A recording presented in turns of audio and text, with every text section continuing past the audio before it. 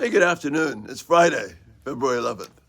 Thanks so much for being here today. My voice is a little hoarse, but I think I can get through this okay.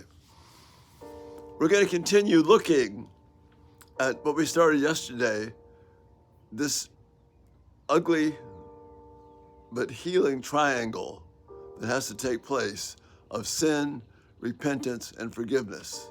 It's ugly because of the sin, but healing that can occur if repentance and forgiveness are granted in the way that God says that they should be. I think we've got some good biblical principles that we can draw on from. So that's what we're going to look at today is repentance. Looked at sin yesterday.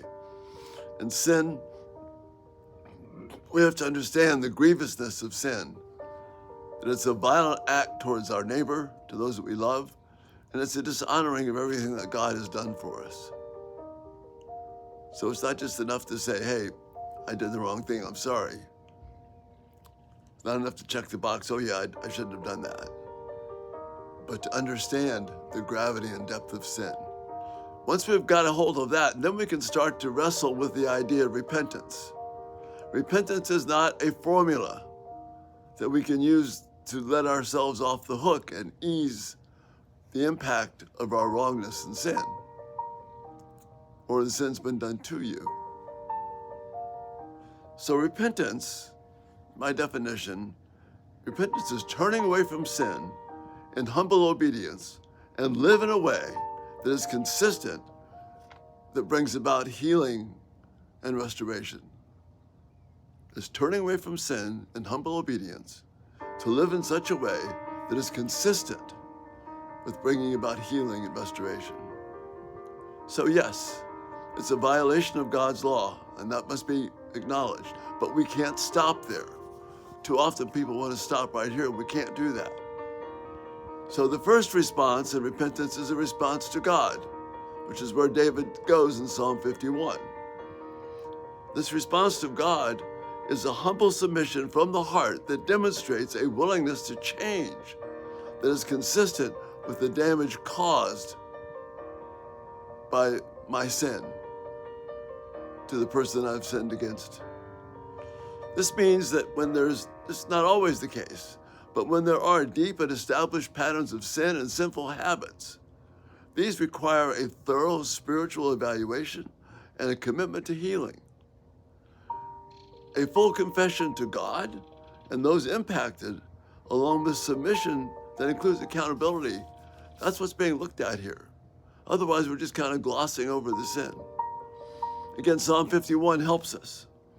Surely you desire, this is when David sinned against Bathsheba and is seeking repentance.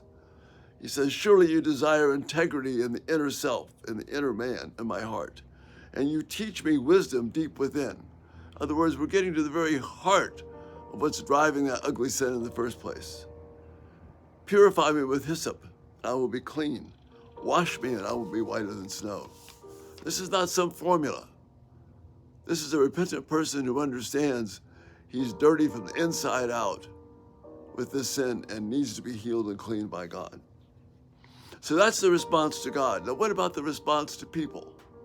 The person that I've sinned against, or if you've been someone sinned against you, what should you be looking for in terms of repentance? Well, the person who is seeking repentance needs to understand that healing and restoration must be consistent with the damage caused and the rehabilitation required for the sin that was committed. So we can't look at the instant act. We've got to look all the way up to it, and then sometimes a lot of healing has to happen. And this is what we called yesterday relational consequences. It's not holding the sin up against someone, but as I indicated yesterday, when I hurt my knee, both of them actually pretty severely, a lot of time and consequences, relational consequences, were healing consequences were necessary to get my knee back to where it could function. They're still not great, but at least I can maneuver somewhat. Well, it's the same way with the spiritual damage that's done. A quick, oh, I'm so sorry, please forgive me, I'm repentant, is not sufficient. It's right to acknowledge that a lot of work has to go into this. So you want to acknowledge the depth of work that needs to happen. This would include a full compliance and submission to any appropriate civil and ecclesiastical authorities that may be warranted by the sin.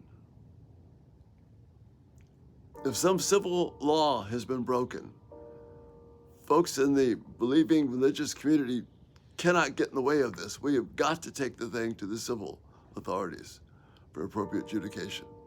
That's not anti-forgiveness. That's part of what forgiveness is all about. So yes, whatever is necessary, it has to be submitted to the right folks. And the person who has committed the sin needs to be willing to accept whatever the consequences are from those authorities. Otherwise, he's not repentant, or she's not repentant.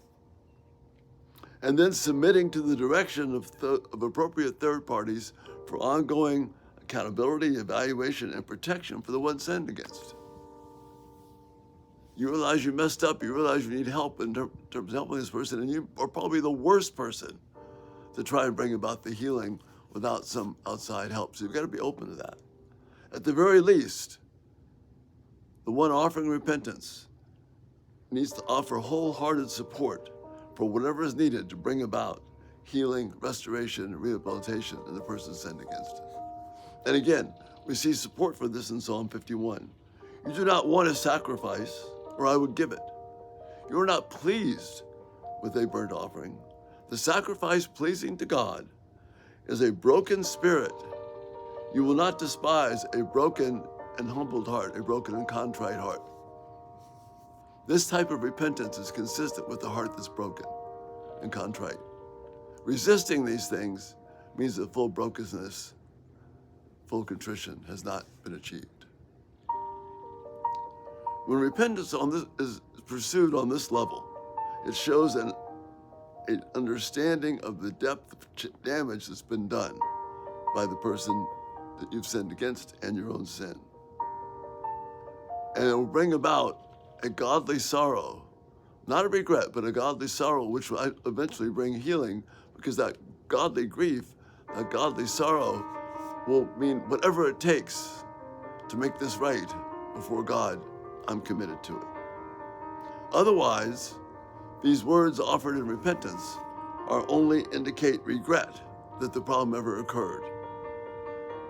And when that happens, if it's just regret for what happened, then that is an assurance there'll be more sin, more brokenness, more damage.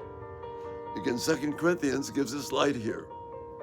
For godly grief produces a repentance that leads to salvation, leads to life, without regret. But worldly grief produces death.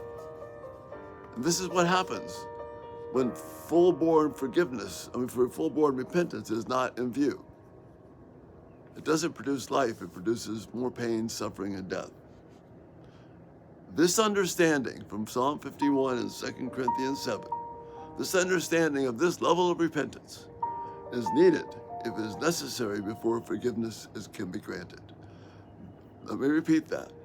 This understanding of the level of repentance needed is necessary before forgiveness can be granted. Otherwise, regret is the only thing being offered as a remedy for the sin. I'm sorry this happened. I'm sorry for the consequences. I'm sorry for the mess. That's not repentance, that's regret. This kind of thing is what leads to worldly grief that Paul warns us about, which is not repentance. It will not bring healing. It will bring only more pain, suffering, and struggle. God is calling you and me to embrace this understanding of repentance so healing can actually occur. This is huge. We can't grant forgiveness without this. Otherwise, we just keep the mess right on going. Again, thanks for your patience in working through this week, but it's so important. It has so many brothers and sisters just tied up in knots. That's an offspring in the background. There's a nest near here, so I hope you can hear that. It's really pretty. Thank you for being here today. Check us out at everydaytalk247.com. If you haven't subscribed, turn on post notifications. Videos will come right to you. Again, great to be with you, and we'll look a little more at repentance next time, and then we'll get into forgiveness.